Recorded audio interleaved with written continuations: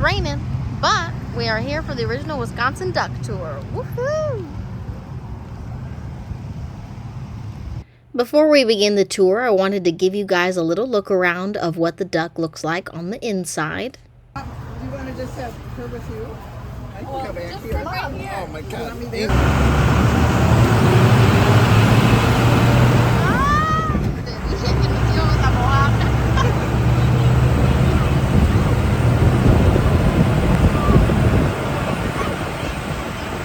Good morning, ladies and gentlemen, boys and girls, and welcome aboard the amphibious dock from Juneau Beach. My name is Cole, and I'll be your pilot today on this 8.5-mile journey, half on land, half on water, and if we're lucky, maybe even a little bit in the air. Our tour today will consist of 3 parts. 1 part Wisconsin Dells history, 1 part Native American legend, and 1 part food for thought. That's right, folks, some grade 8 bologna. Another deer on our left. There's one further back as well.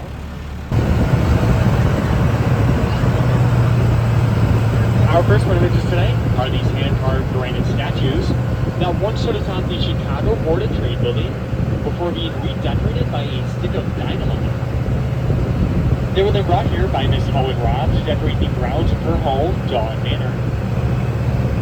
Please keep Miss Helen Robb, Dawn Manor, and these statues in the back of your mind as we will be talking about them again later. Basically, folks, what I'm trying to say is don't take these statues for granted. Alright, bit of a tough crowd. Well, if you didn't like that one, it is going to be a lawn tour. That is my best joke.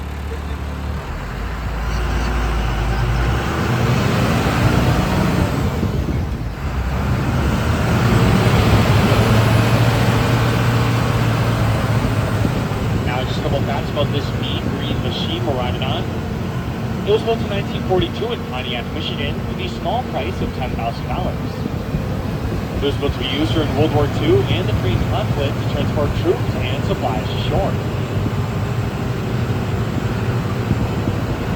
These ducks are 9 feet tall, 8 feet 2 inches wide, 32 feet long, and weigh in at a slim but slender 7.5 tons.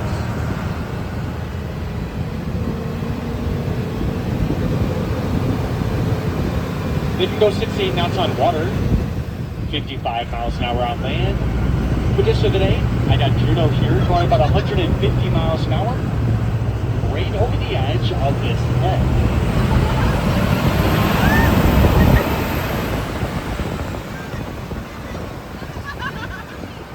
Alright, did I lose anybody back there?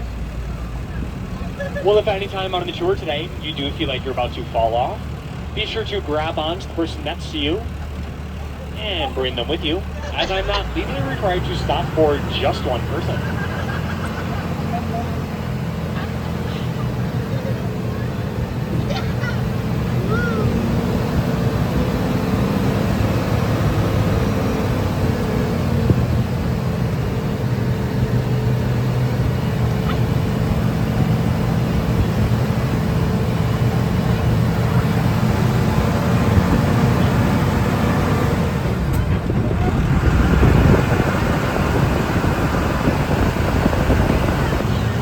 Again, 1 lane down, just between those trees there.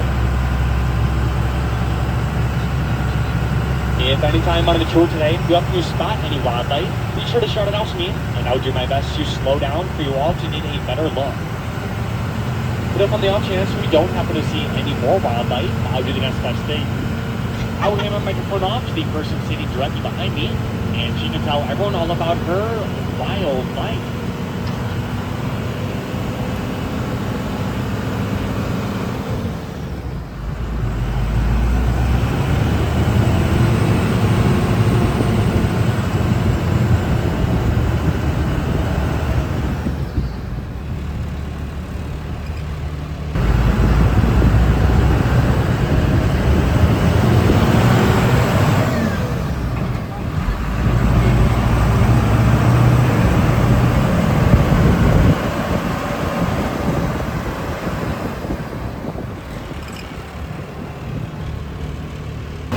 Now, please take note of these warning and danger signs on the side of the trail.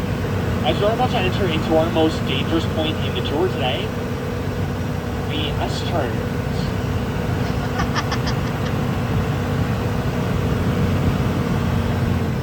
And now, due to new safety guidelines from the Department of Transportation, I'm required to ask you all to put on those orange safety seatbelts going to be located right beneath your seats.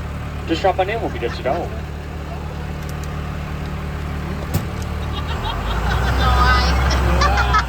Well, let me know when you find them, because we've been looking for about 76 years.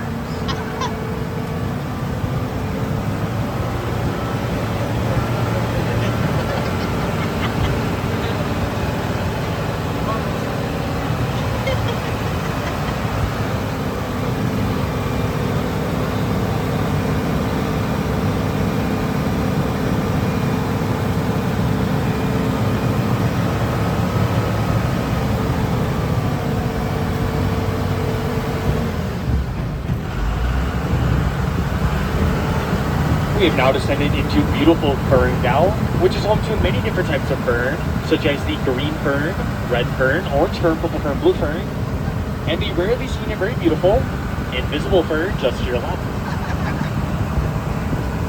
Now, as mentioned, you may have noticed a slight drop in temperature, and that is due to two reasons. First, the canopy of trees right above us, which blocks out most natural sunlight, and second, the sandstone cliffs on either side of us, which lock in moisture, acting as a 100% eco-friendly air conditioner. At any time, Ferndale can be up to 5 to 7 degrees cooler than the surrounding area, which makes you all the coolest people in the Dow.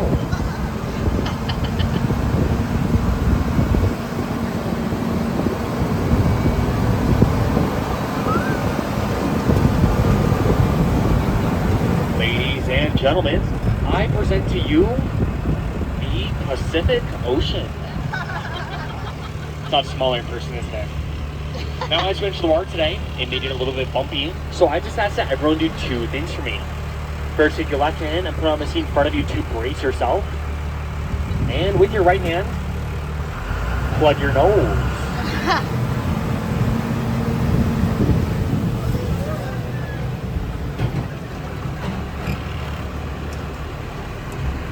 And just like that, I have disengaged the wheels, making us a boat afloat the Wisconsin River.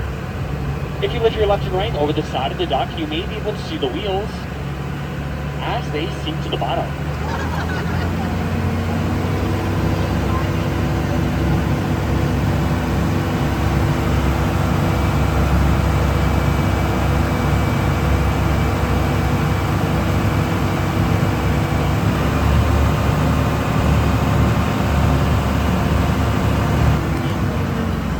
You'll see there's a blue heron just off to our left coming up on those rocks there.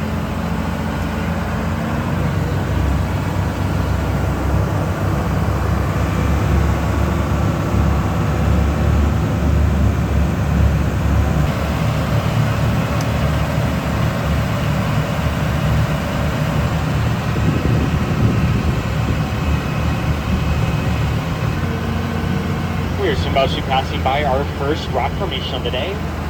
If you look to the left, you're going to head just a little ways at that mushroom-shaped rock. That is what is known as Pulpit's Rock. There's also a bald eater right here flying over us.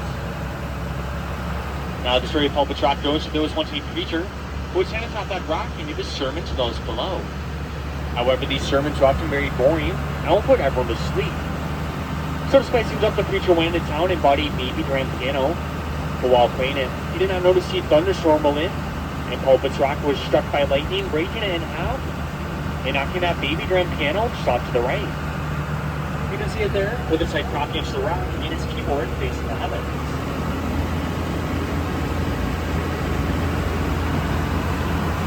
Now, would anyone believe me if I disturbed a few tunes out of that baby grand piano? Maybe some hard rock by the Rolling Stones.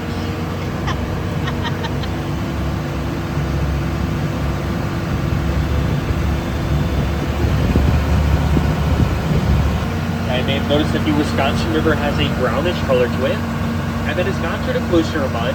That is actually due to tannic acid that the river picks up as it flows through tamarack swamps in northern Wisconsin. And though it may sound dangerous, tannic acid is completely harmless to both us and the wildlife. It is in fact used in many products that some of you may have already used today, such as tea, coffee, Coca-Cola, and depending on how your morning went, Jack Daniels.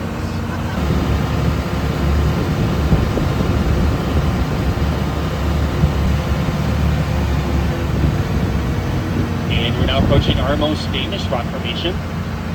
If you follow this rolling out to that point and look up about 50 feet, you will see Hawks Peak. You can see it there with its upper beat sticking out. Just a few feet below that is its lower beat. In between is Hawks Hung. And if you'd like to stretch your imagination a little bit further, you can see that that slit in upper rock is the Hawks Eye. And that smooth rock turning out towards us is its wing and shoulder as it prepares to soar across the Wisconsin River. As I mentioned, this is our most famous rock formation, and that is because in 1962, it was featured on the cover of Life magazine. Hawks Peak was also used as a waypoint for Native Americans as they traveled up and down the Wisconsin River.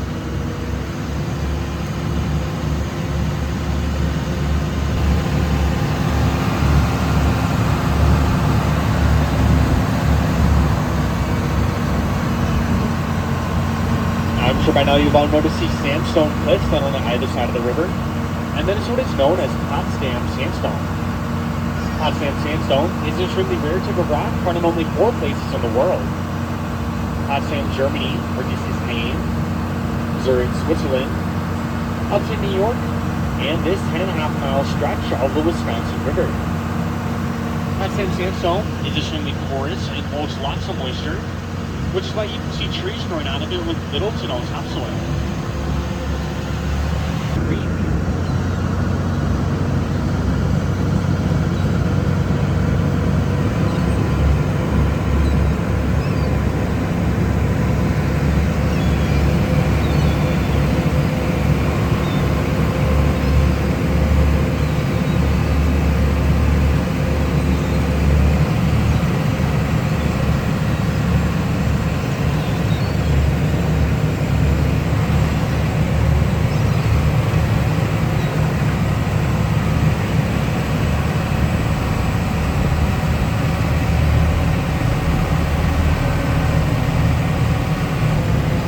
As you pass under the bridge here, on your left and right is going to be the best look you'll get of that Potsdam sandstone. The sandstone in this area is estimated to have formed around 250 million years ago during the Cambrian era.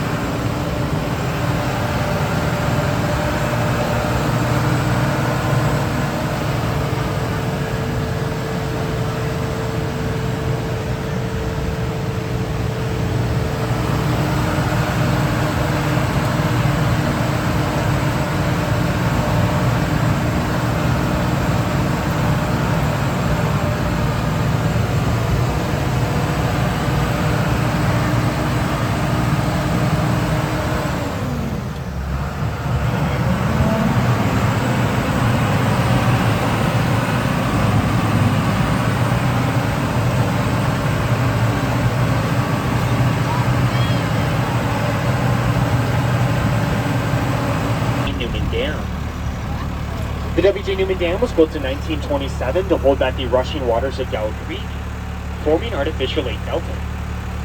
After the breach in 2008, an 80-foot spillway was added over to the right side to make sure nothing like that could ever happen again. Basically, folks, now would be the best time to take all of those damn pictures. Alright, now how would everyone like to enter the lake today? Fast or slow?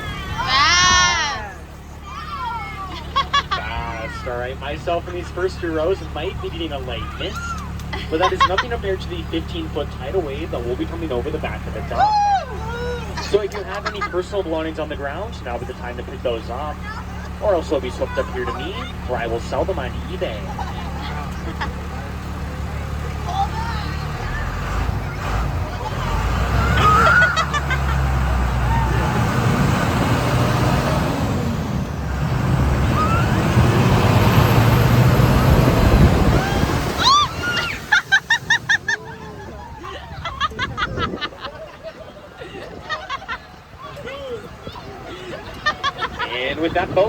welcome to beautiful Lake Delta.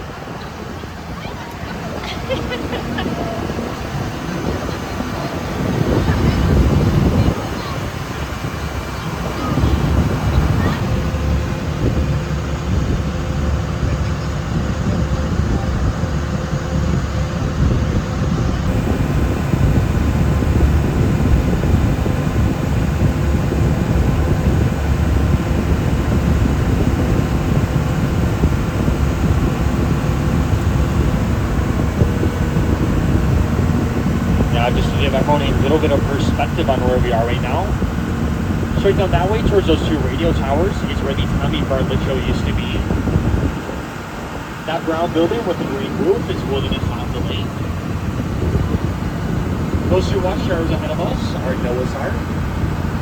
And that white building straight ahead, though it may look like a hotel, it is actually the summer home to the owner of Mount Olympus, that you get off the Wisconsin River.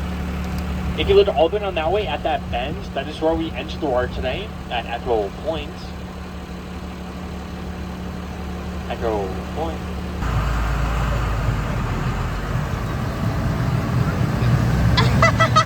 Now, so help me out, was it a left turn or a right turn? I'm just kidding. What am I kidding about that 50-foot drop off there? But don't worry. We here at the original Wisconsin docks are all about your safety, which is why I personally installed that steel mesh barricade. Yeah, might be thinking, Cole, that's just chicken wire, that's not going to do anything. Well, that's what I was thinking too. But into the hardware store assured me, if it can hold back a chicken, it can hold back a dog.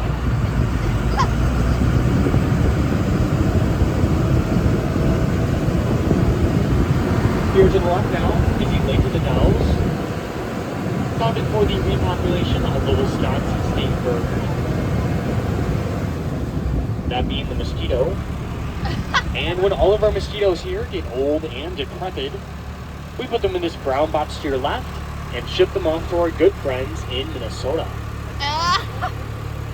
Just like we did with Brett Favre.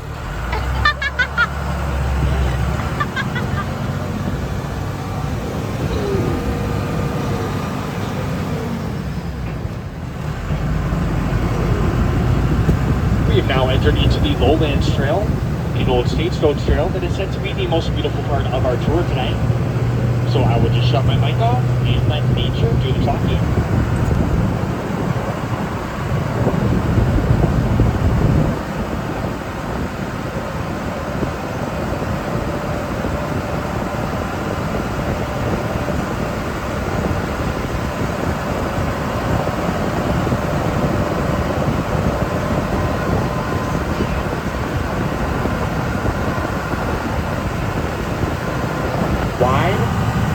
The narrow span of Redbird Gorge is only 8 feet 6 inches wide, leaving me just 4 inches of wiggle room. But if you think that's scary, just wait till I take you over that bridge.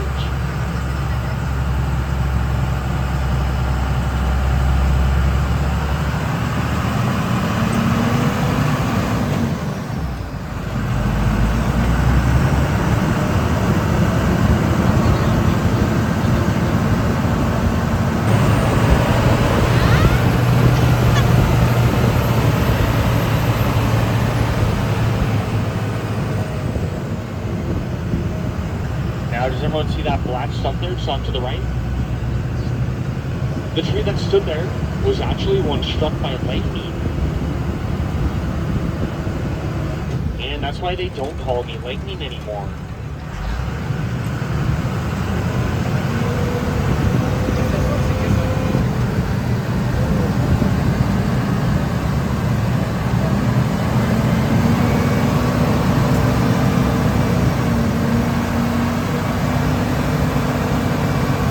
Most natural way that she knew how. Perfectly straight road.